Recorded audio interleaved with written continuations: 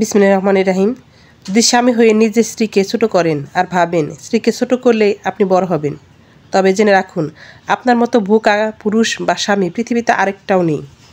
রাজপ্রাসাদ বানিয়ে যদি মজবুত দরজাটা না বানানো হয়, তবে রাজপ্রাসাদ এবং আর কুঁড়ে ঘরের মধ্যে তফাৎ থাকে কোথায়? ঘরের বউ মূল্যহীন হলে প্রকৃতপক্ষে আপনারই মূল্য থাকে না। স্ত্রীকে তার প্রাপ্য সম্মানটুকু দেওয়ার চেষ্টা করেন। ছোটো বড় প্রতিযোগিতা না নেমে একে অপরে পরিপূরক হয়ে জীবনে থাকুন, দেখবেন জীবনটা কত সুন্দর হবে। হ্যালো এভরিওয়ান, আসসালামু আলাইকুম। কেমন আছেন আপনারা? তো আপনাদের সাথে আজকে শেয়ার করব, দেখেন কলা পিঠা কীভাবে বানাতে হয়। কলা দিয়ে কেউ কি পিঠা খেয়েছেন কিনা আজকে আপনাদের সাথে শেয়ার করব। এই যে বিচি কলা আপনাদের ভাইয়া বাজার থেকে নিয়ে এসেছে, এই বিচি কলাগুলো দিয়ে আমি আজকে পিঠা বানাবো। অনেকগুলো কলা নিয়ে এসেছে। তো যে ভাইয়া পুরা এ পর্যন্ত আমার সাথে আছেন, আমার ভিডিওটি কন্টিনিউ দেখছেন, প্লিজ একটা লাইক দিয়ে দিবেন। আপনার ছোট্ট হাতের এবং পবিত্র হাতের একটা স্পর্শ আমার এই ছোট্ট চ্যানেলটাকে আরও 10 জন ভাই আপনার কাছে পৌঁছে দিতে পারি। এ দেখেন কত পাকা কলা। এখানে বাজারে গিয়েছিল, গিয়ে দেখে যে সুন্দর কলা উঠেছে, সেই কলাগুলো নিয়ে এসেছে। আর সেই কলাগুলো দিয়ে আজকে পিঠা বানাতে বলেছে। বাজার থেকে আনার আগেই, অফিস থেকে আসার আগে বলেছে তুমি সব কিছু রেডি করে নাও, আমি কলা নিয়ে আসবো, তখন পিঠা বানাবি। তো এদিকে কারেন্ট চলে গেছে, সারাদিন আজকে কারেন্ট নেই, সেজন্য চাউলগুলো ভাঙাতে পারিনি। আর এটা চেয়েছিলাম যে সকাল সকাল বানাবো, কিন্তু আসলে বানানো হয়নি। আর আমি কলাগুলো একদম ছিলে পানি দিয়ে সেদ্ধ করে নিব, তারপরে এটাকে চালনা দিয়ে চেলে নিব। তারপরে কিন্তু এই যে একটু পচা কলা বের হয়েছে, এটা রেখে দিলাম। আর কলাগুলো কিন্তু বেশ ভালো ছিল, আর আমি একটু খেয়েও দেখেছি, অনেক মিষ্টি ছিল। তো ভাই আপু, আপনাদের যে কথা বলছি, আপনি যদি আপনার স্ত্রীকে যদি আপনি যতটুকু সম্মান দেওয়া সেটুকু যদি সম্মান না দেন, তাহলে কিন্তু স্ত্রীর মনটাও কিন্তু খারাপ হয়ে যায়। সারাদিন সংসারে অনেক কাজ টাজ করে সে, কিন্তু আসলে প্রতিযোগিতা করে মনে করেন যে সে কোনো কাজই করছে না। আর দেখেন ভাই আপুদের একটু বলছি, আপনারা কলার বিচি কীভাবে অনায়াসে ছাড়াবেন, 10 মিনিটের মধ্যে কলার বিচি ছাড়িয়ে ফেলতে পারবেন। কলাটা সিদ্ধ করার পর এভাবে একটু মাখিয়ে চেলে নেবেন। দেখেন আমার শাশুড়ি আমাকে হেল্প করছে, চেলে নিচ্ছে। খুব অল্প সময়ের মধ্যে সব কলার বিচিগুলো একদম ছেড়ে যাবে, কোনো সমস্যা হবে না, আর একদম অনেক সুন্দর হবে।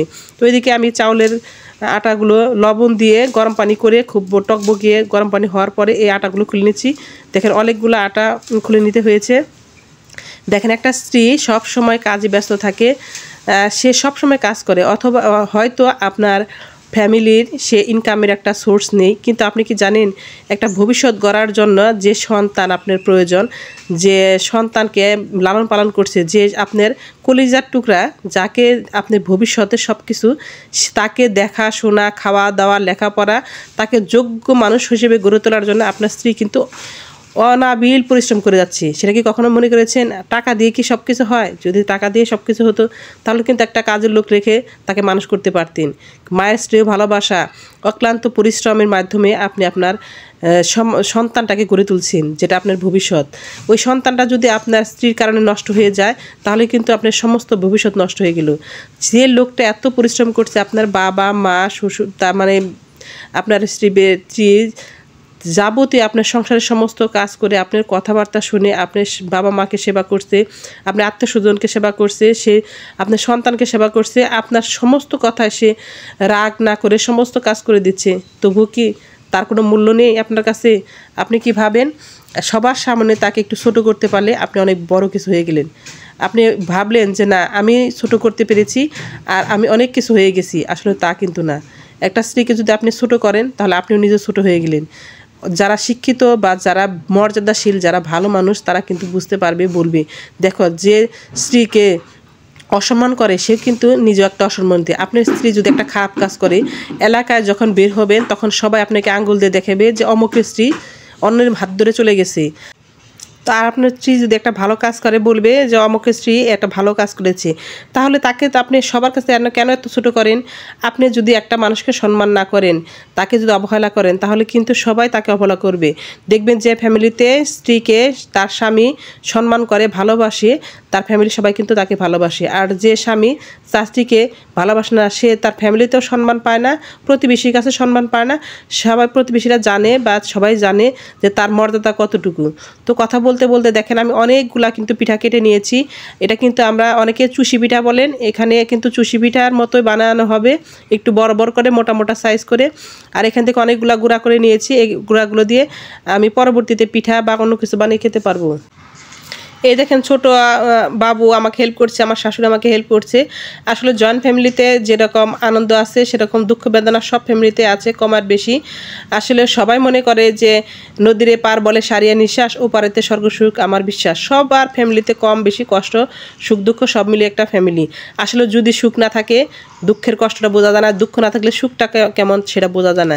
সেজন্য ভাই আপুদের সবার কাছে অনুরোধ রইল, সবাই সবাইকে সম্মান করবেন। স্ত্রী হিসেবে আপনার কাছে যেরকম আপনার স্ত্রীর মর্যাদা আছে, স্বামী হিসেবে আপনারও মর্যাদা আছে। কারো মর্যাদাকে ক্ষুণ্ণ করে একে অপরের পরিপূরক হয়ে থাকা যাবে না। দেখেন, যদি আপনার স্ত্রীকে অসম্মান করেন বা আপনার স্ত্রীকে যদি অসম্মান করেন, আসলেও আপনার যে ভবিষ্যৎ সেও কিন্তু দেখে দেখে বড় হবে। যে দেখেন কিভাবে সে বাবা মা যদি অশান্তিতে থাকে তার মধ্যে একটা ইফেক্ট পড়ে, সে একটা ভালো ছাত্র হতে পারে না, তার একটা মন মানসিকতা অনেকটা খারাপ হয়ে যায়। সেই জন্য সবসময় চেষ্টা করবেন আপনার স্ত্রীকে আপনি সুখে রাখার জন্য। সুখে রাখতে কিন্তু টাকা পয়সা বাড়ি গাড়ি অনেক কিছু লাগে না, জাস্ট একটু পজিটিভ মন মানসিকতা, একটু ভালোবাসা। তো দেখেন আমি চুষি পিঠাগুলো অনেক সুন্দর করে বানিয়ে নিয়েছি, দেখেন কত সুন্দর দেখা যাচ্ছে। আর এটা কিন্তু আমি রান্না করে নিব। তো যে ভাইয়া পরে এ পর্যন্ত আমার সাথে আছেন, একটা লাইক দিতে ভুলে গেছেন, প্লিজ একটা লাইক দিয়ে দেন। আসলে আমরা কিন্তু যারা ব্লগ ভিডিও বা বানায় তারা কিন্তু অনেক পরিশ্রম করে একটা ভিডিও তৈরি করি। এই কাজগুলো করছি, এই কাজগুলো করার পরে কিন্তু আবার ভিডিও তৈরি করছি, ভিডিও তৈরি করার পরে এডিটিং, তারপরে ভয়েস দেওয়া, তারপরে এগুলো সারা অনেক সময়ের ব্যাপার। তবুও আপনাদের ভালোবাসার জন্যে আমরা কিন্তু এটাই করি, কিন্তু আপনারা একটু কেটে কেটে দেখবেন না। যদি কেটে কেটে দেখেন আমার চ্যানেলের জন্য ক্ষতিকর। যদি আমাকে যদি ভালোবাসেন, আমাকে বন্ধু বানিয়ে থাকেন, একটু কষ্ট করে হলেও দেখবেন। এটা হচ্ছে কলার রস। এই কলার রসটা আমি কিন্তু কলার জুসটা আমি কিন্তু ঢেলে দিচ্ছি, পাতিলের মধ্যে ঢেলে দিয়েছি, আর কিছুটা পানি দিয়ে দিচ্ছি। এখানে কিন্তু খেজুরের গুড়ের রস দিয়ে, খেজুরের গুড় দিয়ে আর হচ্ছে একটু সামান্য চিনি দিয়ে পিঠাটা রান্না করবো। এই যে খেজুরের গুঁড়া নিয়ে এসেছে, দেখেন কত সুন্দর দেখা যাচ্ছে। আসলে সৌন্দর্যের মধ্যে যে সব কিছু লুকিয়ে আছে তা কিন্তু না, এটা কেমন সেটা বলতে পারবো না। তো আমি এটা সুন্দর করে ভেঙে দিচ্ছি, সুন্দর করে ভেঙে তারপরে কিন্তু এটা অ্যাড করে দিব। আর দুধটা কিন্তু আমি পরে দিব, তা না হলে কিন্তু এইটা হয়তো জেলে নষ্ট হয়ে যেতে পারে। পরবর্তীতে দুধটা খুব ভালো করে ঘন করে নিয়েছি জাল দিয়ে। তো গুড়গুলা ভাঙা হয়ে গেছে। তো দেখেন আসলে একটি সংসারে কিন্তু স্বামী স্ত্রী দুজনে মিলে একটা সংসার, সঙ্গও থাকতে হবে, সারও থাকতে হবে। শুধু সার থাকলে হবে না, কাজকর্মর পাশাপাশি কিন্তু দুজনের মধ্যে সঙ্গটাও থাকতে হবে।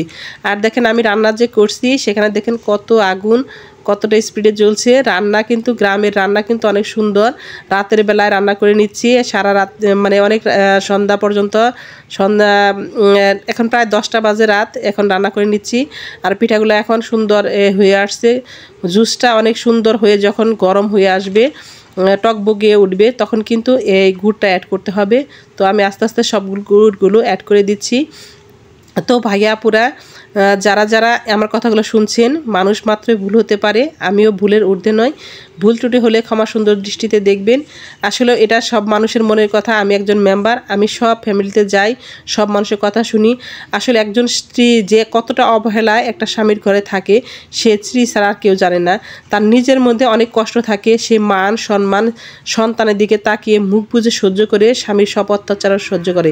আসলে যদি মার দিলেই যে সব কিছু হয় তা কিন্তু না। মার ছাড়াও কিন্তু কথার যে মার আছে, সেই মারটা কিন্তু মানুষকে যে উপলব্ধি করতে পারে তার জন্য সবসময় কান্নার কারণ হয়ে থাকে। আর এই দেখেন আমি কথা বলতে বলতে অনেকগুলো গুড় কিন্তু দিয়ে ফেলেছি অলরেডি। তো আসলেও কাউকে যদি সম্মান করতে না চান তাহলে তাকে সবার সামনে ছোট করবেন না। আপনার স্ত্রী যদি আপনার কাছে অবহেলিত থাকে, আপনার কাছে অসম্মানিত থাকে, তাহলে ওই অসম্মানটা আপনি নিজের মধ্যে রেখে দিবেন। কাউকে সামনে, এখানে আমি একটু চিনি অ্যাড করে দিচ্ছি, কারোর সামনে তাকে ছোট করবেন না।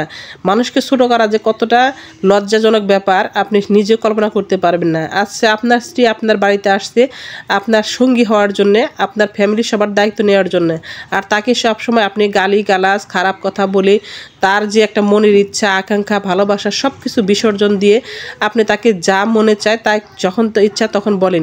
আপনি কি কখনো ভেবে দেখেছেন যে আপনাকে যদি ঠিক এই কথাগুলো আপনার কেউ বলে, আপনার স্ত্রী যদি আপনাকে ঠিক এই কথাগুলো বলতো তাহলে আপনার কেমন লাগতো? সব সময় চিন্তা করে দেখবেন যে আপনিও একজন মানুষ, সেও একজন মানুষ। আপনার ফ্যামিলিতে সব কাজ করে, হয়তো ইনকামটা তার দ্বারা হচ্ছে না, ইনকাম না হলে সব কিছু কিন্তু সে দেখছে। একদিন ভেবে দেখেন, একদিন সব কাজ করে দেখেন, একদিন সব কিছু ভেবে দেখে সব কিছু করে বুঝবেন যে আপনি কতটুকু সে আপনাকে হেল্প করেছে। আসলে আপনার জীবনসঙ্গী হওয়ার জন্য এসেছে। সে তো আসলেও আপনার বাবার বাড়িতে কিন্তু মেয়েদের থাকার খাওয়ার কোনো অভাব হয় না, কিন্তু নিয়মের বাইরে তো কিন্তু যেতে পারে না। একটা মেয়েকে বিয়ে দিয়ে পরের বাড়ি দিতে হয়, বাবার যত রাজপ্রাসাদী থাকুক সবার রাজার মেয়েও কিন্তু বিয়ে দিতে হয়, এটাই সমাজের নিয়ম। তাহলে যে যাকে আপনি সঙ্গী করে নিয়েছেন, যাকে কালেমা পড়ে 7 পাক ঘুরে বিয়ে করে নিয়ে এসেছেন, তার সাথে এত খারাপ আচরণ কেন আপনি করবেন? সে আপনার কাছে একটা পবিত্র আমানত হয়ে থাকবে। তাকে আপনি সবসময় তুচ্ছ তাচ্ছিল্য খারাপ কথা বলে সবসময় গালিগালাজ করে এতটা অবহেলায় রাখেন, তার মনটা সবসময় আপনার দেখে ভয়ে ভয়ে থাকে। কেন? সে তো আপনার জীবনসঙ্গী, আপনাকে দেখে ভয় পাবে কেন?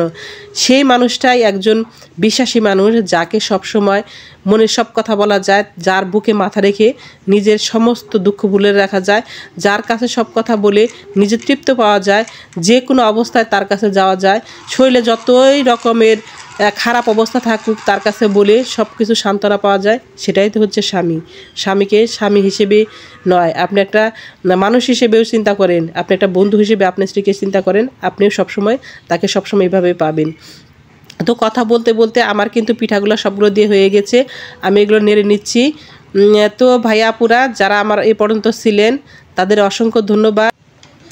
এখন পিঠা আমার প্রায় হয়ে আসছে, এখন আমি দুধ ঢেলে দিচ্ছি। এখানে 3 কেজি দুধ দিয়ে নিয়ে নিলাম। তা পিঠাটা কিন্তু অনেক সুন্দর হয়েছিল, নেড়ে নিলাম। তো ভাইয়া আপুরা আপনাদেরকে অনেক কথা বললাম, আমার ভুল ত্রুটি হতে পারে, ক্ষমা সুন্দর দৃষ্টিতে দেখবেন। তো ভাইয়াদের আরেকটু কথা বলি, যদি আপনার স্ত্রীকে আপনি একটু খুশি করতে চান, যদি হয়তো আপনি মোটরসাইকেলের চাবিটাই বললেন যে আমার মোটরসাইকেলের চাবিটা দাও, সেটা যদি সুন্দর করে বললেন প্লিজ তুমি আমার মোটরসাইকেলের চাবিটা দিলে আমার যাত্রাটা অনেক শুভ হয়, তোমার হাতে দিলে আমার খুব ভালো লাগে।